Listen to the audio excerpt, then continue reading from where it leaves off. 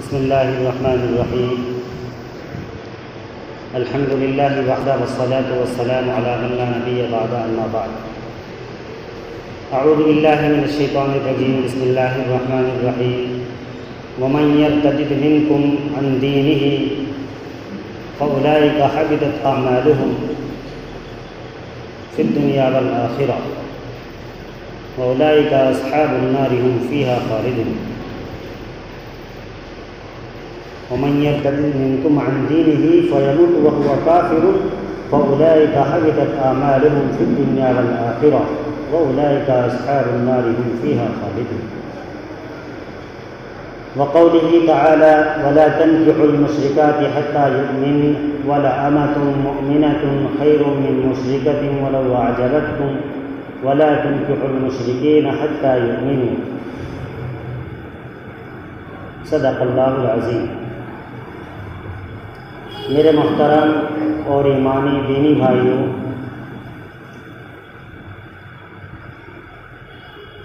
اللہ تبارک و تعالیٰ نے انسان کو بے شمار نعمتوں سے نوازا. ان ساری نعمتوں میں سب سے بڑی نعمت ایمان کی نعمت ہے.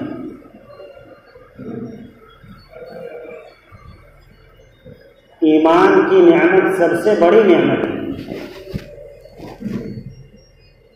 اور ایمان کی حفاظت اس سے بھی بڑی چیز ہے. آج ہمارے دلوں کے اندر ایمان کی قدر نہیں ہے. اس کی وجہ یہ ہے کہ ہمیں اسلام اور ایمان گھر بیٹھے مل گیا. اسلام کی خاطر جن لوگوں نے اپنے تن من اور دھن کی بازی لگا دی، ان لوگوں سے اسلام کی قدر پوچھی. ہم لوگوں کو گھر بیٹھے بٹھائے ایمان کی یہ دولت نصیب ہو گئی. ہم مسلمان کے گھر میں پیدا ہو گئے، اس لیے ہمیں ایمان کی قدر معلوم نہیں.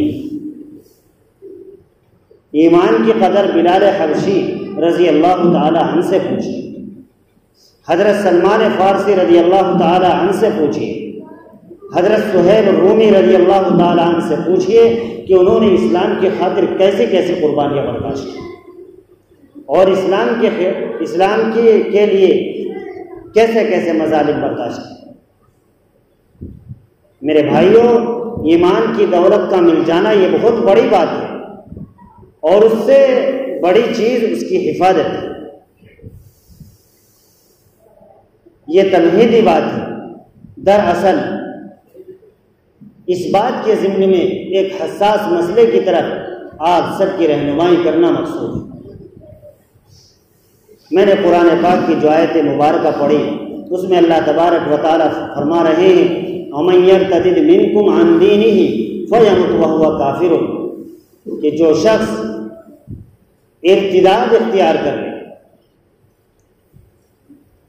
وَمَن يَرْتَدِدْ مِنْكُمْ عَنْ دِينِهِ، جو شخص اپنے دین سے پھر جائے اور پھر کفر ہی کی حالت میں وہ مر جائے، فَأُولَئِكَ حَبِطَتْ أَعْمَالُهُمْ، اللہ اس کے تمام اعمال حبط کر دیتے ہیں، ضائع کر دیتے ہیں اور اس کا ٹھکانہ جہنم ہے اور وہ اس میں ہمیشہ ہمیشہ رہے گا. دوسری آیت شریفہ ہے کیف یہدی اللہ قوما کفروا بعد ایمانہم وشہدوا ان الرسول حق وجاءہم البینات واللہ لا یہدی القوم الظالمین. اللہ ایسے لوگوں کو کیسے ہدایت دے سکتے ہیں جنہوں نے ایمان قبول کیا اور پھر ان کے سامنے اسلام کے حقائق کے مطابق صحیح روشن دلیلیں بھی آ گئی، رسول نے بھی اپنی رسالت کی گواہی دی، مگر اس کے بعد بھی وہ اپنے دین اور ایمان سے پھر گئے. واللہ لا یہدی القوم الظالمین، اللہ ظالم لوگوں کو ہدایت نہیں دے سکتے اور ایسے لوگوں کو کیسے ہدایت ہو سکتی ہے. تیسری آیت شریفہ ان الذین کفروا بعد ایمانہم ثم ازدادوا کفرا لن تقبل توبتہم، وہ لوگ جنہوں نے مومن ہونے کے بعد کفر اختیار کر لیا، ارتداد اختیار کر لیا، مرتد ہو گئے، لن تقبل توبتهم، اب اللہ تبارک و تعالیٰ ان کی توبہ قبول نہیں فرمائیں گے. اولئک هم الضالون، اور یہ لوگ گمراہ لوگ. ارتداد کا مطلب یہ ہوتا ہے کہ مسلمان ہونے کے بعد کفر اختیار کر لینا، کافر بن جانا، اس کو کہتے ہیں مرتد، اور اسی کو کہتے ہیں ارتداد، یعنی اپنے دین سے پھر جانا. آج پوری دنیا کے اندر ایک فضا چل رہی ہے، جتنی بھی غیروں کی تنظیمیں ہیں سب نے ایڑی چوٹی کا زور لگا دیا اور باقاعدہ طریقے سے منظم سازی کے ساتھ، منصوبہ بندی کے ساتھ اس پر عمل کر رہا ہے. روزانہ اخبار کی زینت بنی سرخیوں سے ہم لبریز ہوتے ہیں.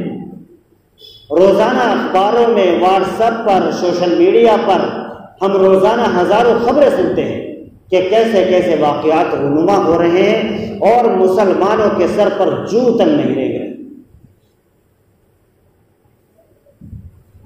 ابھی یہ تقریباً ویڈیو تو 2018 کی ہے، مگر اب اور زیادہ وائرل ہو رہی ہے.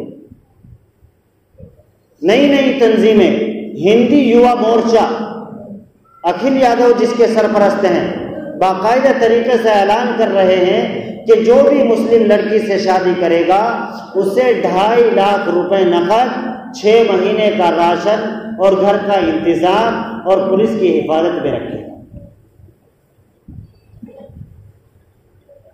اس کے علاوہ ہندوؤں کی بہت سی تنظیمیں ایسی ہیں جو بالکل سرعام اپنے بچوں کو باقاعدہ ٹریننگ دے رہی ہیں اس بات کی کہ مسلمان لڑکیوں کے ساتھ میل ملاپ کرو، ان سے عشق معشوقی کرو اور انہیں اپنے جال میں پھنساؤ اور ان سے نکاح کرو، تمہیں اتنے پیسے ملیں گے.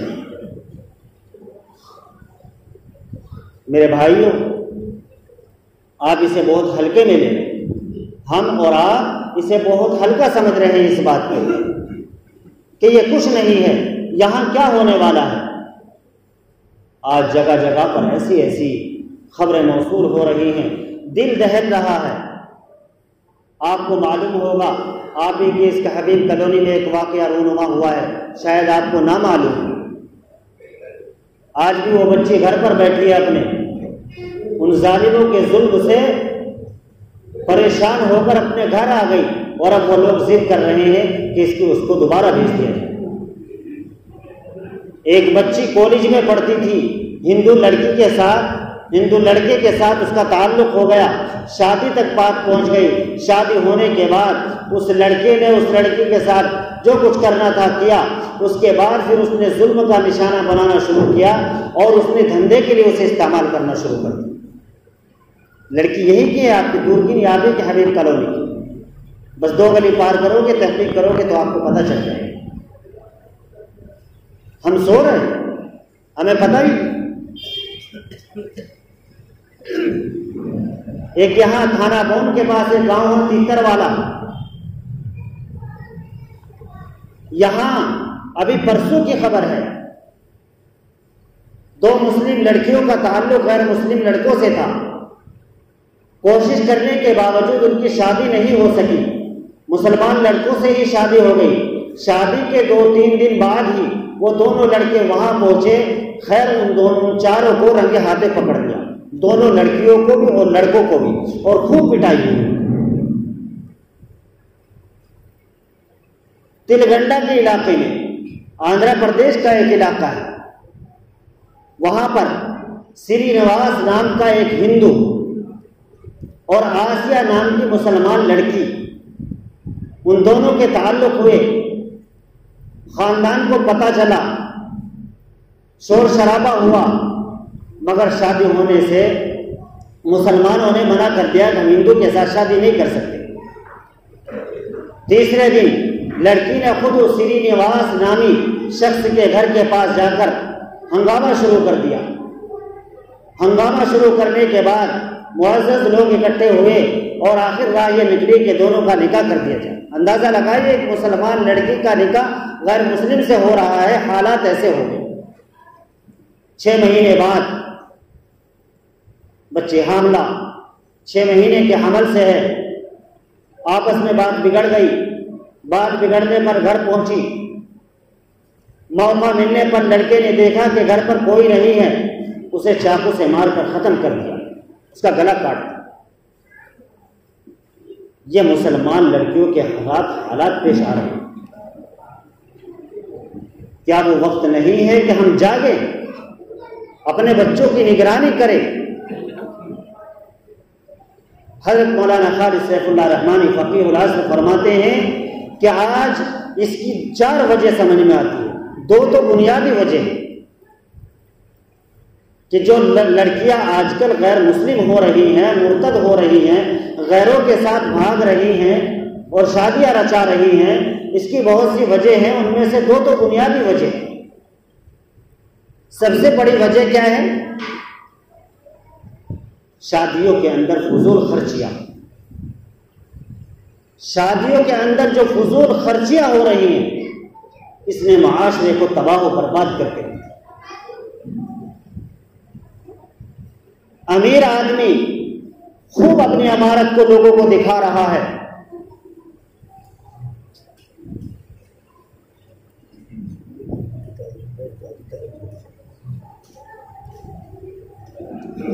اور غریب آدمی پس رہا ہے۔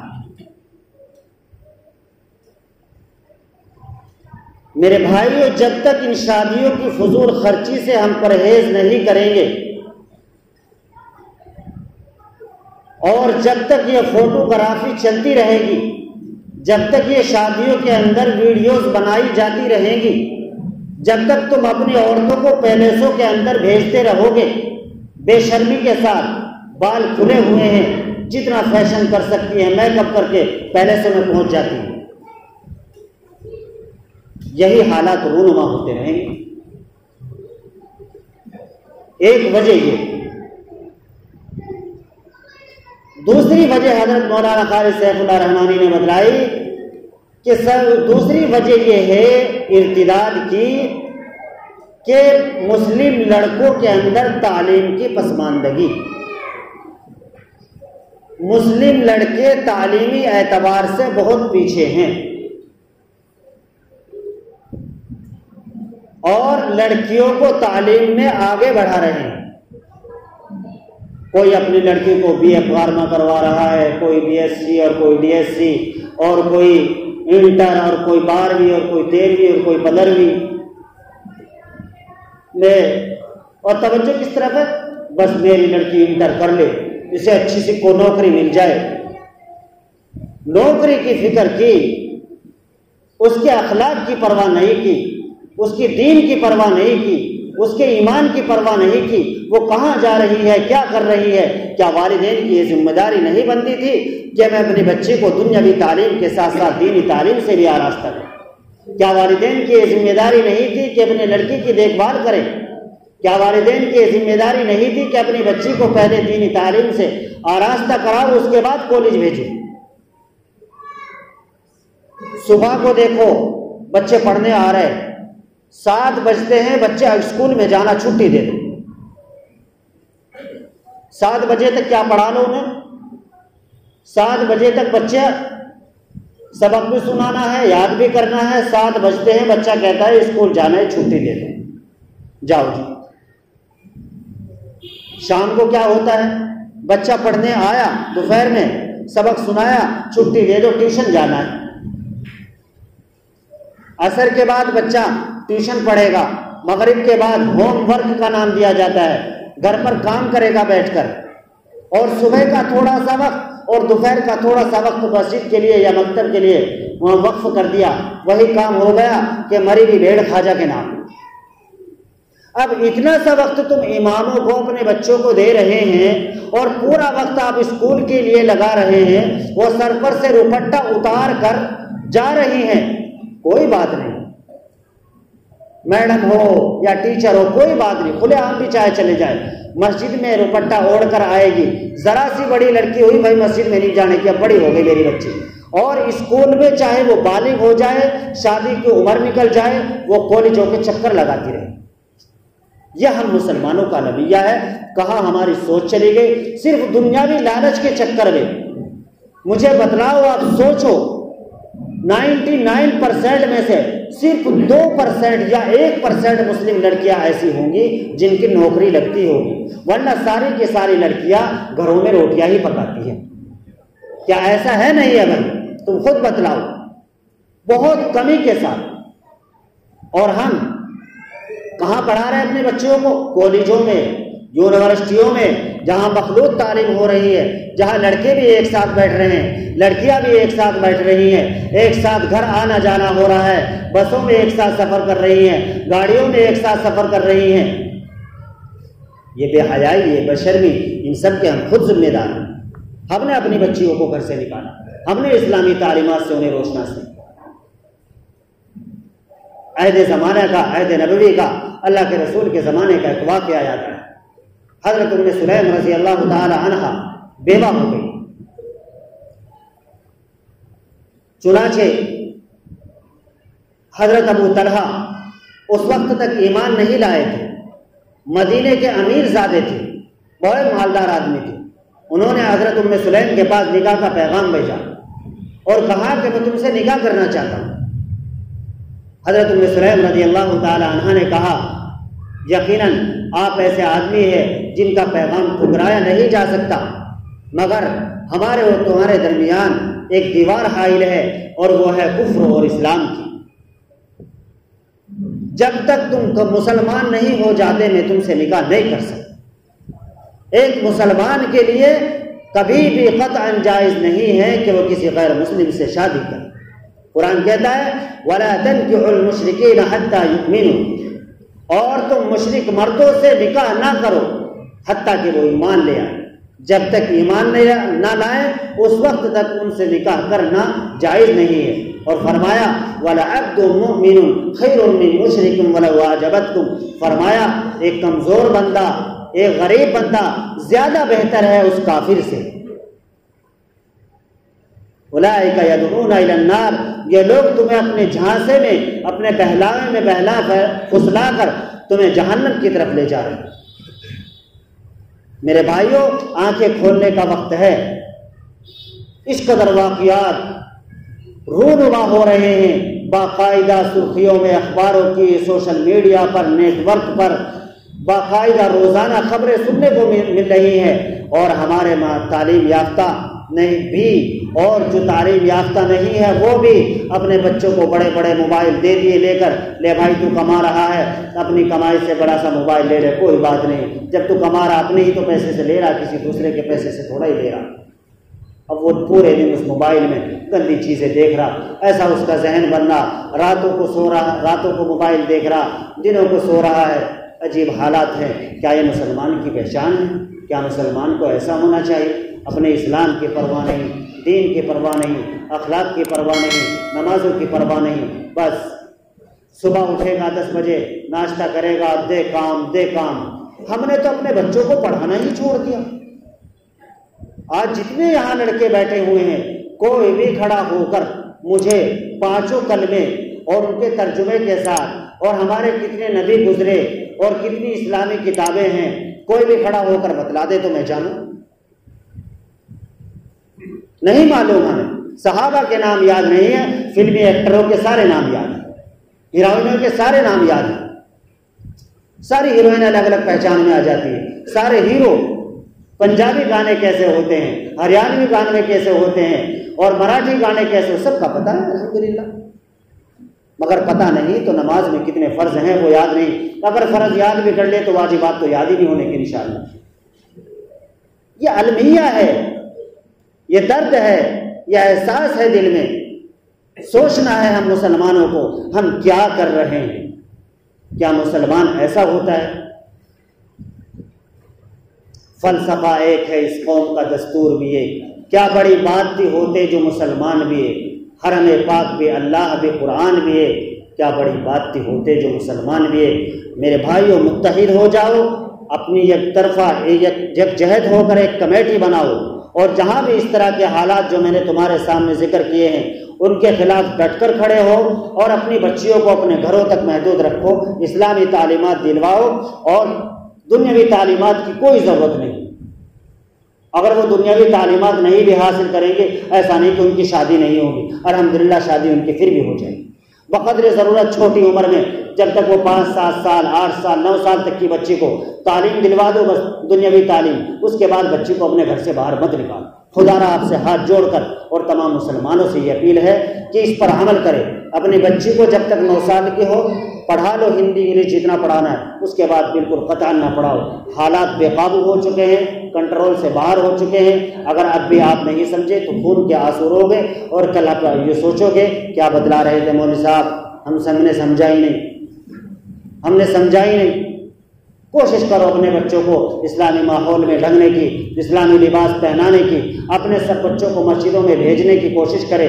یہاں الحمدللہ میں کوشش کرتا ہوں کہ بچوں کو تمام دینی تعلیمات سے روشناس کراؤں، چھوٹی چھوٹی باتیں انہیں یاد کرانے کی کوشش کرتا ہوں۔ ایک نظام بنایا تھا، بچوں کو 5 وقت نماز کی ڈائری دی تاکہ 5 وقت نمازی پڑھے۔ ذہن میں یہ بات تھی تاکہ بچوں کو دیکھ کر ان کے والدین بھی نماز پڑھنے والے بن جائے کہ ہمارا بچہ صبح اٹھ کر آ رہا ہے تو ہمیں بھی نماز پڑھنی چاہیے یا نہیں پڑھنی چاہیے۔ لیکن پتہ لگا بچے ہی آ رہے ہیں، ماں باپ گھروں کے اندر ہی مقید ہیں۔ صبح کو فجر کی نماز میں دیکھو 1 صف 1.5 صف مشکل سے ہو پاتی ہے۔ آخر جمعے میں جتنے لوگ آ رہے ہیں یہ سارے محلے کے ہی ہیں، کہیں باہر کے نہیں ہیں، الا ماشاءاللہ 5-10 دوسرے محلے کے آ گئے، مگر اکثر لوگ اسی محلے کے ہیں۔ یہ باقی نمازوں میں کہاں جاتے ہیں؟ کیا یہ ایک ہفتے کی ایک ساتھ نماز پڑھنے آتے ہیں؟ ایک ہفتے کی نیت کرتے ہیں کہ جمعے کے دن ہم نیت باندھتے ہیں پورے ہفتے کی نماز پڑھنے کی؟ میرے بھائیو سمجھو، اسلام کو پہچانو، اپنے مسلمان ہونے کا مطلب سمجھو، کیا ہمیں کرنا چاہیے کیا نہیں۔ میں صرف تمہیں اپنا ٹکڑا سنا سکتا ہوں، جو میں سوچتا ہوں، جو میں سنتا ہوں، جو میں دیکھتا ہوں، وہ جمعے کو ممبر پر بیٹھ کر تمہیں سنا دیتا ہوں۔ یہ امت مسلمہ کے حالات ہیں جس سے تمہیں روشناس کرایا۔ اللہ ان پر مجھے بھی اور آپ کو بھی عمل کی توفیق نصیب فرمائے۔ واخر دعوانا